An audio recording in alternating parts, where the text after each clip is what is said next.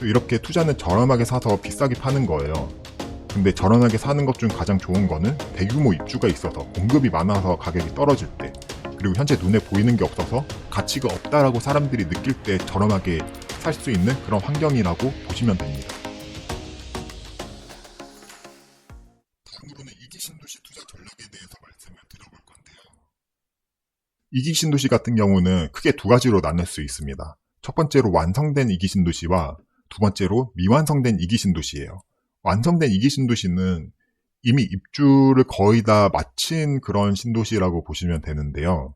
대표적으로 판교 신도시, 그리고 위례 신도시, 동탄 1 신도시, 한강 신도시, 김포의 한강 신도시, 그리고 수원의 광교 신도시가 있습니다. 이런 곳들은 이미 완성이 되어가지고 더 이상 입주하는 아파트들도 없고, 크게 상권이 새로 생긴다거나 이미 다 생겨 있으니까 학교가 생긴다거나 공원이 생긴다거나 그런 것도 크게 없습니다. 물론 어떤 교통이 좀 더 들어올 수는 있겠죠. 하지만 이미 완성이 되었기 때문에 큰 변화가 없는 도시이다. 이렇게 보시면 될 것 같고요. 두 번째로는 미완성된 신도시인데요. 이런 곳들은 아직도 입주를 하고 있어요. 그렇기 때문에 입주 물량이 계속해서 있고, 그래서 전세가율도 계속해서 낮을 확률이 높아요. 주변 인프라도 계속해서 개발이 되고 있고, 학교가 생기고 있고, 상권이 생기고 있고, 아파트가 들어와서 사람들이 점점 들어오고 있는 그런 미완성된 신도시이고, 앞으로 개발이 될 신도시라고 보시면 됩니다.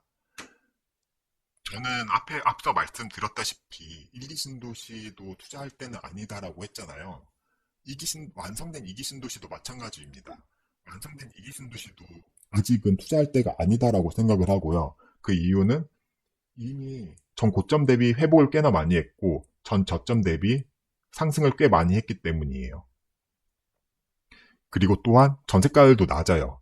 아직 판교 신도시, 위례 신도시, 동탄 1 신도시, 광교 신도시 이런 데는 전세가율도 낮기 때문에 아직은 이런 매매가에 거품이 좀 껴있고 상승해도 그렇게 많이 상승하진 못하지만 하락할 확률도 있다. 그렇기 때문에 1기 신도시와 마찬가지로 2기 신도시 또한 아직은 투자할 때는 아니다라고 생각을 해요. 하지만 미완성된 2기 신도시는 아직 저는 기회가 많다라고 보고 있거든요. 그 이유에 대해서도 설명을 해드리겠습니다. 일단 이 투자 전략인데요. 이게 여기에 투자를 해야 하는 이유도 됩니다. 일단 첫 번째로 대규모 입주가 있기 때문에 가격을 저렴하게 살 수가 있어요. 그래서 대규모 입주를 활용한 투자 전략인데요. 대규모 입주가 있을 때는 어쨌든 이 입주는 공급이라고 봐야 하거든요. 아파트를 계속해서 짓는 거예요. 1000세대, 2000세대, 800세대 이런 식으로 계속해서 공급이 계속 들어와요. 그러면은 수요는 일정한데 혹은 수요가 별로 없는데 공급이 계속 많아지면은 당연히 전세가든 매매가든 하락하게 됩니다. 가격이 하락하게 돼요. 가장 강력한 그 원리가 수요와 공급이라는 그런 법칙이 있잖아요. 공급이 적은데 수요가 많으면은 사람들이 다 어떤 거를 갖고 싶어 하고 원하는데 이게 얼마 없어요. 그런 물품 혹은 아파트의 가치는 올라갈 수밖에 없습니다. 아파트도 마찬가지죠. 아파트도 공급이 많은데 수요가 적으면은 가치는 낮아지고 공급이 얼마 없는데 원하는 사람들이 많으면은 가격은 당연히 올라갈 것입니다. 하지만 미완성된 2기 신도시 같은 경우는 수요는 일정하거나 별로 없는데 공급만 많아요. 그러면 당연히 가격은 하락할 수밖에 없겠죠. 그럼 하락한다는 거는 소유자 입장에서는 안 좋지만 매수자 입장에서는 그게 싸게 살 수 있는 기회가 됩니다. 특히 입주를 할 때 대규모 입주를 할 그 당시 그 상황에서는 상황적으로 저평가가 될 수밖에 없어요. 특히 입주가 몰려있으면 몰려있을수록 대단지이면 대단지일수록 이거를 잔금을 못 치르는 세대도 있을 거고 전세가가 너무 많이 낮아가지고 이거를 빨리 매도를 할 수밖에 없는 그런 아파트들도 있습니다. 그럼 그게 바로 급매가 돼요. 가격이 많이 하락한다는 뜻이죠. 이렇게 급매가 나오기 때문에 기회가 있을 수 있고요. 특히 2020년에서 2022년까지 부동산 분위기가 좋았잖아요.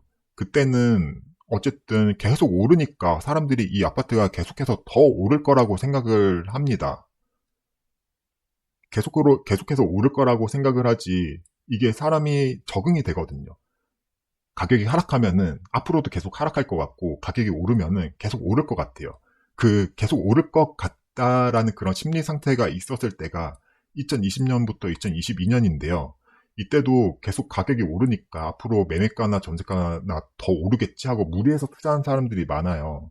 하지만 지금은 뭐 이런 이기 신도시 같은 입주가 있는 곳은 그때보다 가격이 하락했기 때문에 분위기도 좋지 않고 이런 잔금을 치르지 못하는 매물들도 있을 거란 말이에요. 생각보다 전세가 너무 낮기 때문에 그런 것들이 이제 급매가 나오고 더 저렴하게 살 수가 있게 되는 거죠. 그 두 번째로는 현재 눈에 보이는 게 없는 상황을 활용하는 거예요. 눈에 보이는 게 없고 지금 가면 허허벌판인데 여기에 뭐가 되겠냐라고 이렇게 부정적인 인식을 가지신 분들이 많거든요. 이렇게 미완성된 이기 신도시 같은 경우는요. 그렇기 때문에 우리는 저렴하게 살 수 있는 거예요. 현재 눈에 보이는 게 없을 때 저렴하게 사서 하지만 이 신도시는 결국에는 개발 계획도대로 됩니다. 아파트가 들어오고 상권이 생기고 그리고 도로도 새로 생기고 그리고 학교도 생기고 어떤 문화 공간도 생기고 공원도 생기고 뭐 다 계획대로 들어오게 되면은 그때의 가치를 생각하는 거죠.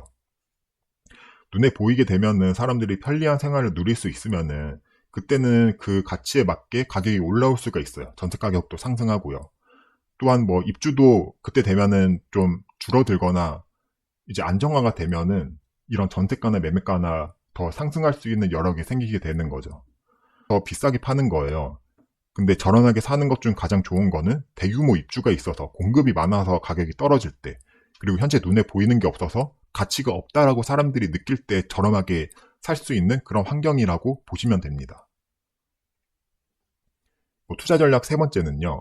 이기 신도시 중에서 이제 입주를 하고 분양을 한 아파트들은 전매 제한이라는 게 있어요. 전매 제한 3년이 걸려 있거든요.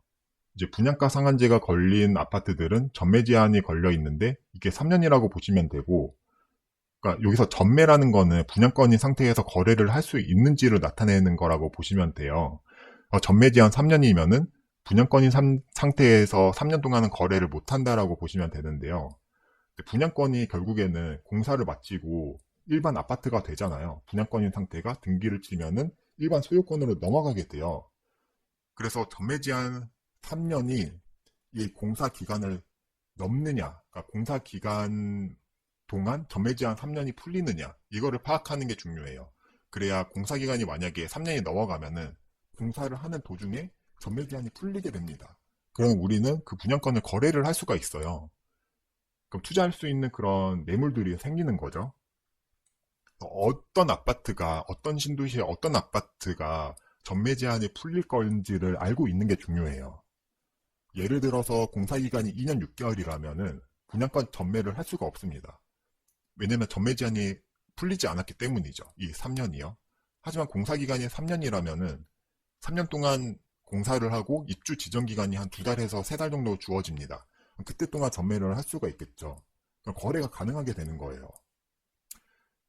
그래서 전매 제한이 3년이니까 공사기간이 뭐 2년 10개월에서 3년, 뭐 이렇게 2년 10개월이 넘어가는 그런 아파트들이 어디가 있는지, 그래서 분양권 거래를 할 수 있는, 좀 저렴하게 살 수 있는, 입주 물량 때문에 저렴하게 살 수가 있잖아요. 전매 제한이 해제되고 완공이 될 수 있는 그런 시점에는 입주 물량이 많기 때문에 저렴하게 살 수 있는 그런 분양권이 어디가 있는지를 미리 알아놓는 게 중요합니다. 그래서 3번은 이 1번과 2번 두 개에 적용이 된다라고 보시면 될 것 같아요. 1번과 2번을 활용해서 분양권 투자를 할 수 있는 곳을 찾는 게 이 3번, 전매 제한 3년이 지날 때 동안 공사를 하고 있거나 입주를 하는 단지를 찾는 것이다. 이렇게 보시면 될 것 같고요. 네 번째로는 이 3번은 분양권에 대해서 말씀드렸다면은 4번은 이제 기축 아파트인데요.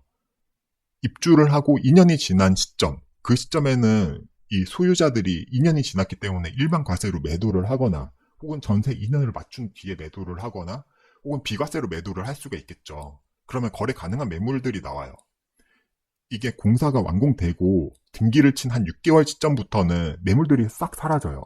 뭐 전세 줄 매물들은 전세를 다 주고 실입주할 그런 사람들은 다 실입주를 하고 팔 사람들은 다 팔았기 때문에 입주를 하고 6개월 동안은 매물들이 사라지고 입주한 후에 2년이 지난 시점부터 매물들이 슬슬 나오기 시작해요.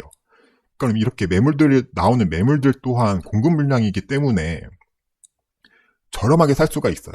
아까 말씀드렸었죠. 입주 물량뿐만 아니라 이렇게 시장에 나오는 매물들도 공급 물량이 될 수가 있습니다. 특히 입주하고 나서 2년이 지난 시점이 되는 그런 아파트들이 공급 물량이 되는 거예요. 이렇게 2년이 지나는 아파트들이 많아지면 많아질수록 공급이 많아지기 때문에 더 저렴하게 살 수가 있는 거죠. 다섯 번째로는요. 가장 중요한 건 가격 대비 본질의 가치예요. 이거를 꼭 기억하셔야 되는데요.